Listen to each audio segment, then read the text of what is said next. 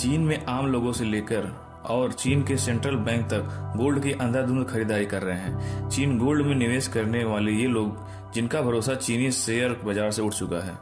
वहीं दूसरी ओर चीन का रियल एस्टेट सेक्टर डूब चुका है, जिसकी वजह से आम लोगों में गोल्ड में निवेश करने के अलावा कोई दूसरा रास्ता नहीं बचा है।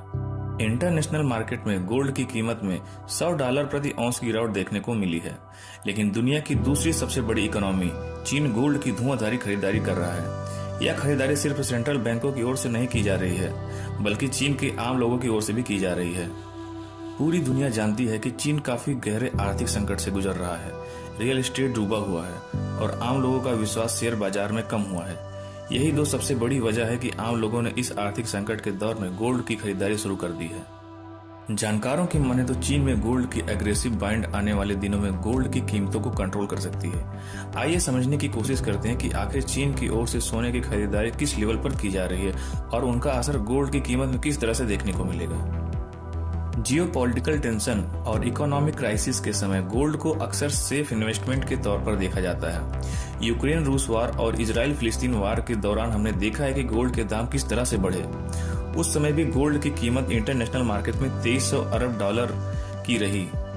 जब चीन ने गोल्ड की अग्रेसिव खरीदारी शुरू की, उसके बाद गोल्ड के दाम $2400 प्रति औंस ज्यादा हो गए और लंबे समय तक बने रहे। वास्तव में चीन के निवेशकों का रियल एस्टेट और शेयर बाजार से भरोसा डगमगा गया है। यही वजह से चीनी लोगों की ओर से गोल्ड में निवेश बढ़ा रहे हैं। इसी दौरान चीन के सेंट्रल बैंक ने गोल्ड रिजर्व का लगातार इजाफा किया है। सोने के बाजारों में चीन का पहले से ही काफी दबदबा है, लेकिन इस नई तेजी के दौरान चीन का असर और ज्यादा देखने को मिला है। साल 2022 के अंत से गोल्ड की कीमत में 50% की तेजी देखने को मिल चुकी है।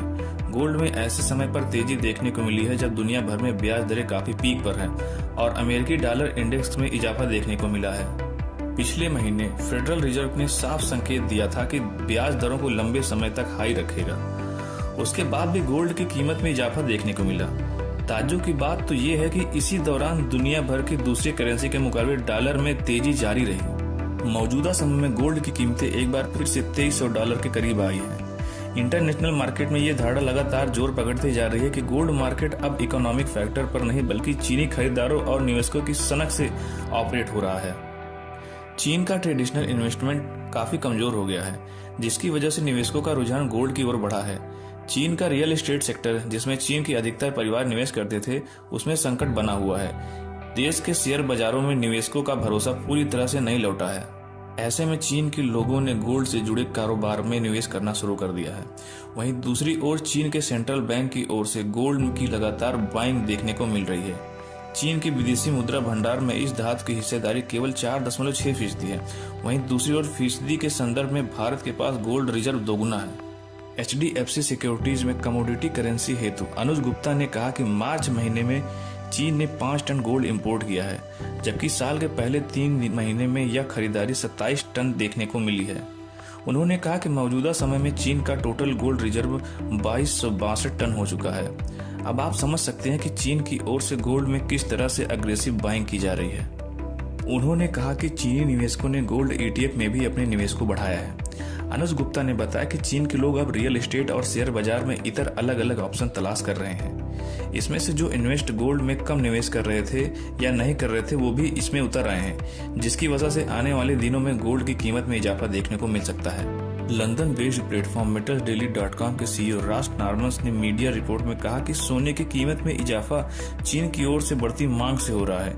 इस बात में कोई शक नहीं है। चाइना गोल्ड एसोसिएशन के अनुसार देश में सोने की खपत पहले तिमाही में एक साल पहले की तुलना में 6% बढ़ी। खास बात तो ये है कि इतनी तेज डिमांड तब देखी गई है जब पिछले साल गोल्ड कंजम्पशन में 9% की ग्रोथ देखने को मिला था। यह तरीका चीन को आर्थिक मंदी से बचने में कितना असरदार साबित होगा, ये तो वक्त ही बताएगा, पर आप हमें अपने कमेंट के माध्यम से अपने जवाब को दे सकते हैं। धन्यवाद। ऐसे ही और वीडियोस को देखने के लिए हमारे वीडियोस को लाइक करें और चैनल को सब्सक्राइब करें।